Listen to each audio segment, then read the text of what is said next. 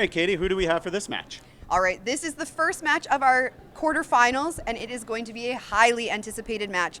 Coming out from a bye in the first round, we have our first place qualifier, Mitch Davies, coming in from Hamilton, Ontario.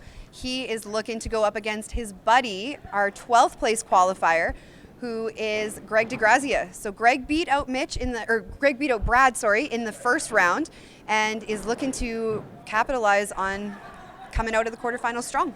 Yeah, Greg shot 336, I guess. I forgot that he had the good game the first game. He had a really good game. Ago. And you know what? This is going to be one of those matches that I think everybody's been looking forward to. These two have played doubles tournaments at almost every cash event on tour, and they have been bowling together for years. So it's going to be interesting to see when they go up against each other as opponents instead of as teammates. Yeah, definitely a couple of the top guys in Ontario for sure. 100%. So good luck to both of them, and we'll see what happens in our first round of the quarterfinal. Ready. First match of the quarterfinals. You bet. And $100 a frame. yeah, here we go. Double up our money here. Like we said in the intro, a couple buddies playing each other, so this should be a really good one. Yeah. I know they were talking about hopefully playing each other last night. They got their wish. They got their wish. Yep. So Greg has made it into this first round, or the first match of the quarterfinal, when he beat Bradley Tickcat in the first match. I think he won 6 frames to 4, if I remember correctly. Yes, you are correct. Yeah, so he's already made himself $300. So he's going to be looking to come out against Mitch and make a little bit more money here. But Mitch is going to start out strong. My apologies. We were saying for a while Dwayne had a high score, but Greg actually had a 336 the first game. Oh! Ooh, I'd like to see a replay on that one. Gets a push on that. So first frame, carryover. I think we kind of expected this match to have quite a few carryovers. Yeah. When you have Greg up there, who's been super consistent on tour for many, many years, and then, of course, our first place seed.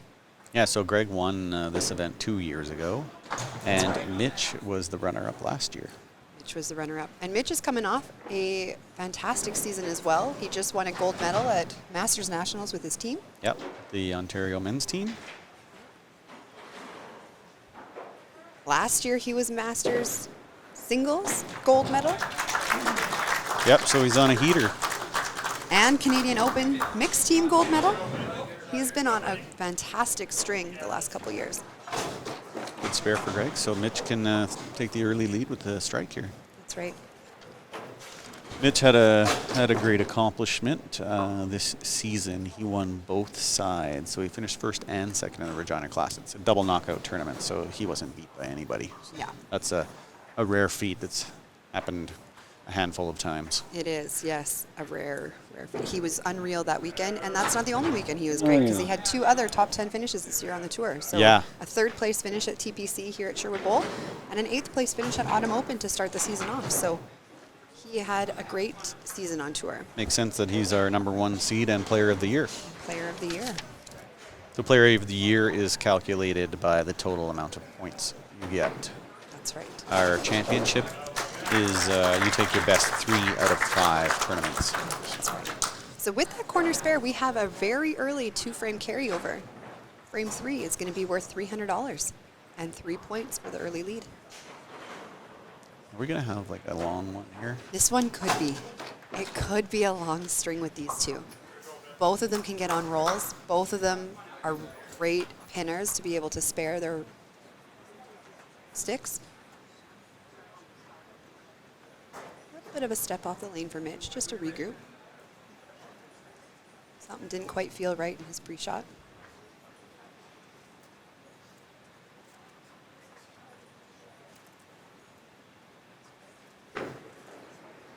He sees a delivery. Ooh. He thought it was good, I think. Yeah. Kind of pointed out, but just that heavy chop. Yeah, I'm not just missed by a. By a hair. Yeah. Yeah.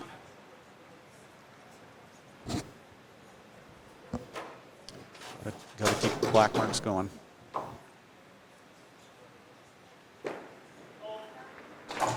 And he gets the spare. We all know what can happen there. For sure. I'm not 100% sure he was confident that he was going to get both of them. He was talking to the pins a little bit, but was able to convert the spare. So Greg can jump up to 3-0 here. strike. That's right.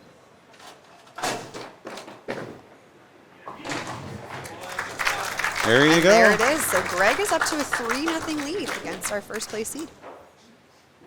And another fun stat for you. The last 2 years, the number 12th seed has won the first 2 matches. So they've actually beat the number 1 seed the last 2. Last 2 attempts. Yep. It's funny how that works. That just shows you, like, the seeding is the seeding, but it's everybody's here is just as good as That's the right. next guy.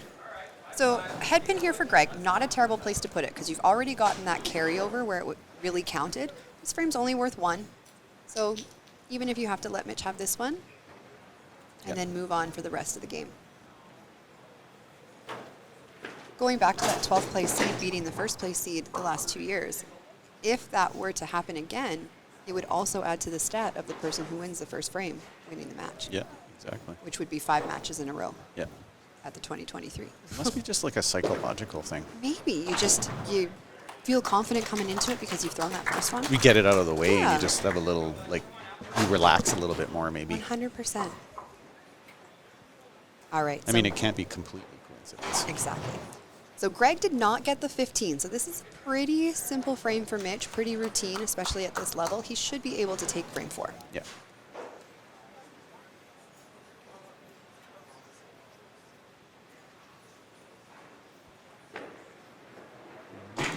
Oh, he gets a split. A wobbly 3-pin on the right side, but that does keep this interesting.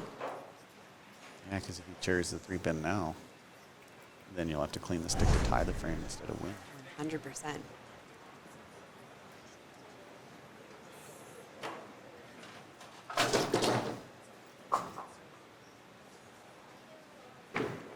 Oh, a stumble there. Oh, just Yes. about spared it.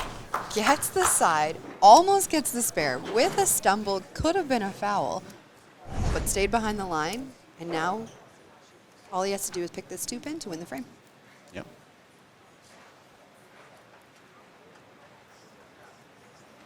Typical corner percentage is 90% for these guys on the corners, I bet.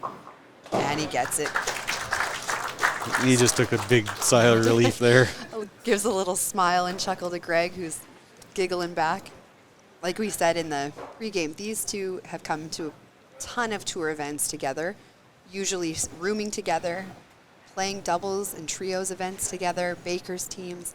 They support each other, friends on and off the lane, and now having to compete against each other. I'm sure they've played each other in I'm sure cash they have tours. as well. I don't know for sure, but it's a good chance. They have not played each other at tour finals. Tour though. finals, no. Not tour finals yet, but But through the cash circuit with Club Tour that's right. or WCBT, I'm sure That's they right, have. for sure. So this is Mitch's 3rd appearance here at the Tour Finals. Like we said, last year he was the runner-up, but he's the all-time leader in Tour Finals average with 292.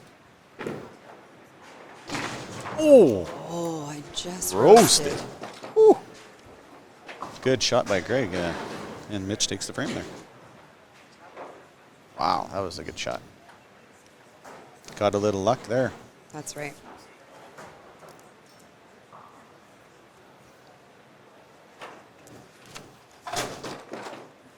So Greg is going to be looking to spare this one up here.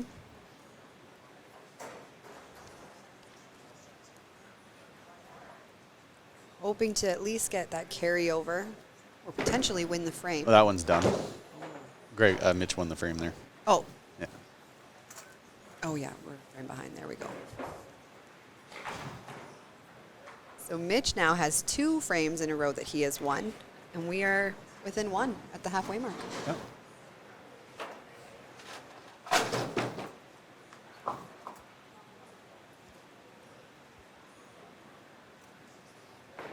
Waiting for a ball. He's just regrouping his Taking a thoughts. second. And this is, again, pretty uncharacteristic, though, for Greg. Missing a ball.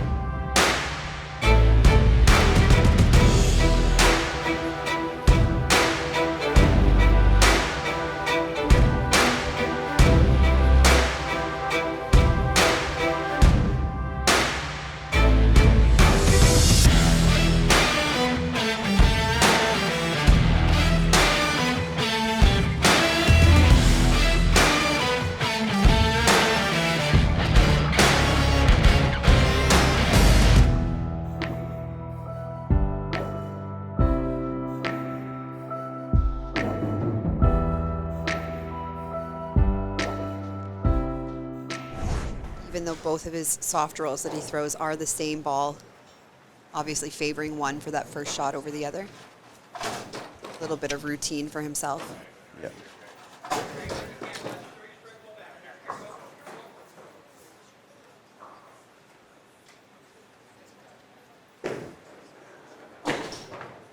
Oh, Aces and on another set of aces on lane 13.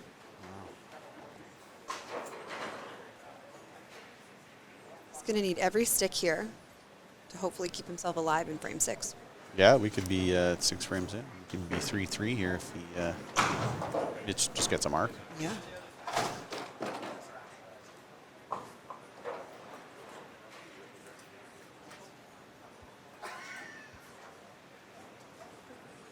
So Greg not throwing a bad ball, right? He's all over the middle. Just maybe not getting quite that finish on the shot. He hates the left corner right now. And he right now is not loving the left corner. So as he takes a seat, I'm sure he's going to be thinking a little bit how to regroup here and come back in those last 4 frames to finish the deal. I mean, you're probably going to be tied here. You're not down. So. You're not down. It's not a terrible place to be with 4 frames to play. And Mitch is going to be looking to take momentum shift back in this match.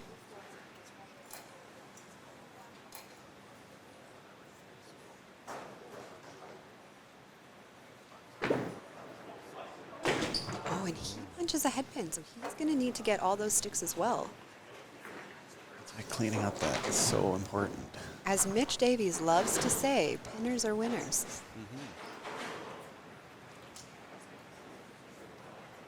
And I believe he even put that as his most memorable moment, was pinning out in the 10th frame to win national gold on the mixed team for the Open.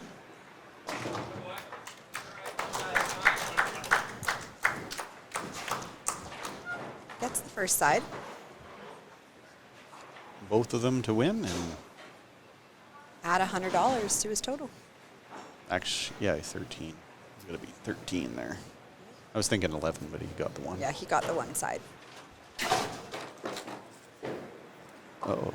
Oh, 12. 12. Wow. So Greg DeGrazia steals that frame. Oh. Here's where we see that you don't always have to have 15 to win the frame. We haven't seen that yet, though. I wasn't expecting that, yeah. I was not expecting that either. We kind of went into this thinking they were going to be tied after this, Yeah. but now all of a sudden, Greg has a 4-2 lead with 4 to play. Put the hex on him there. The commentator curve. Commentator curves. Mitch looking to regroup here, throwing that big strike for sure in 7. Just doesn't have the finish on the shot that we usually see. You can kind of see it. Yeah, they're getting a little tight, and then a lot of chops start showing up, right? Right. Those head pin splits, the head pins, the chops, Aces. things just are kind of pushing through as opposed to just having that roll on the ball.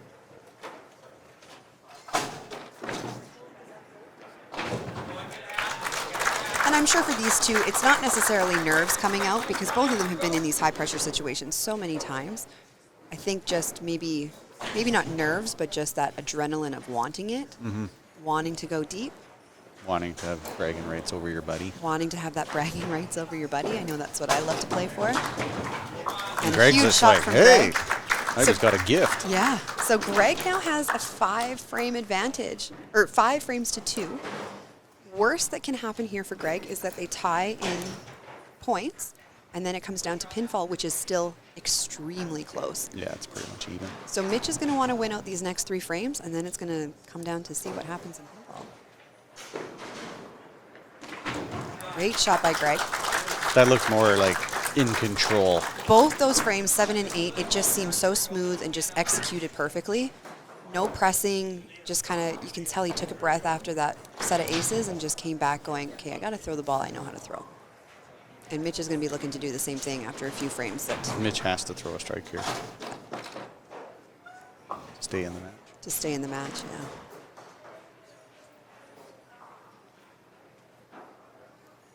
It's all about timing.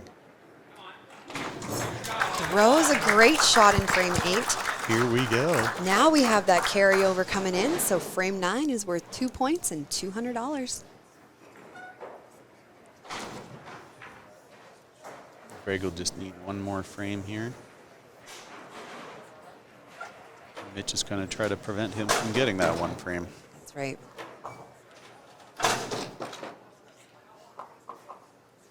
So back up on the lane, same pre-shot routine, just executing that same good shot. Lots of roll on the ball.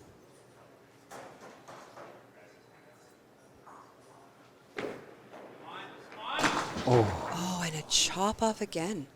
You can tell he's getting a little bit frustrated. He's had 3 chops on that lane. Yeah. And it's unfortunate because when you're throwing a shot like that, it's not a bad ball. You're on the middle. You're trying to like get that roll on it. It's hard to justify making an adjustment too much, especially when you only have 10 frames to put it all out there. You don't have the luxury of time of playing around with things. Yeah. Yeah, he's making the spares, though. He's doing everything he can. So a spare here for Greg will have another carryover going into frame 10. A strike will win the frame and win the game.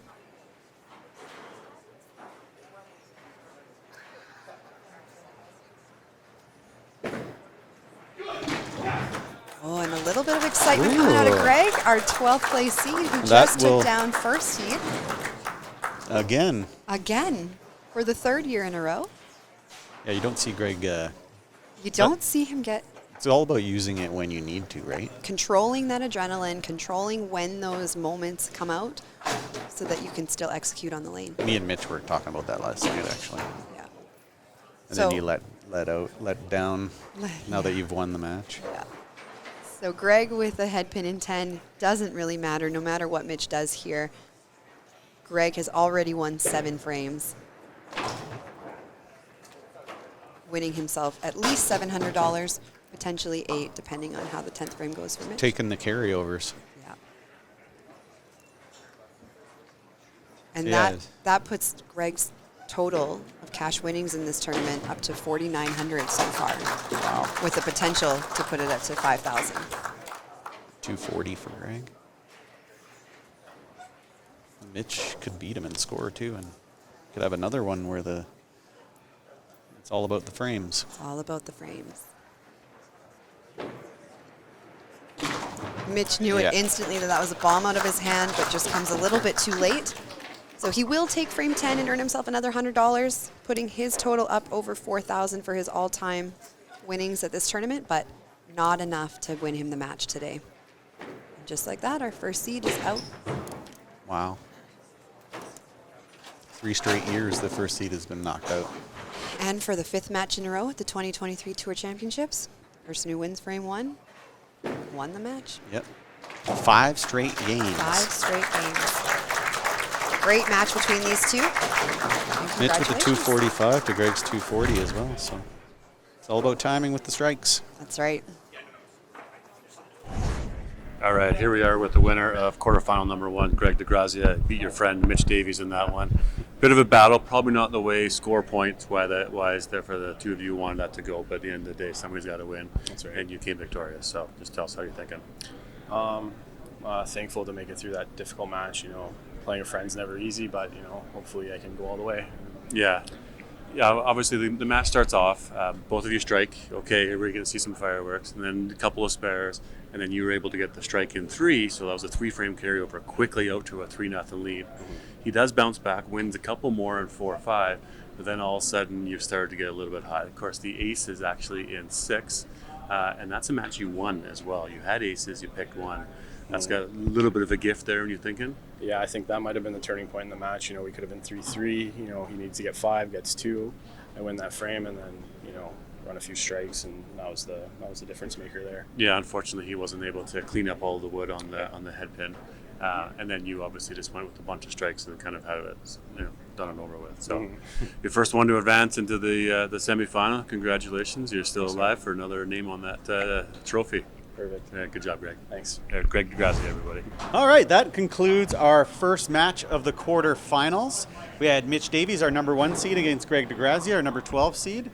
Definitely a tale of the carryovers. Greg won a 3-frame carryover and a 2-frame carryover, and he actually lost in score, but he ended up winning 7 frames to 3. So he shot 240 to Mitch's 245. That's right. You know, Mitch had great shots up there, but unfortunately some untimely chop-offs that just couldn't capitalize on those carryover frames, which gave Greg the advantage going forward in that match. Yeah, Greg was getting the strikes when he counted, and Mitch was just getting some chops and head pins, and That's that right. was the difference. So who do we have next match? Our next match is our 2nd seed, Derek Holm, going up against our number 11 seed, Tyler Titcat. Yeah, and Tyler's just coming off a win against Kerry Kreitz. That's right. So good luck to you guys.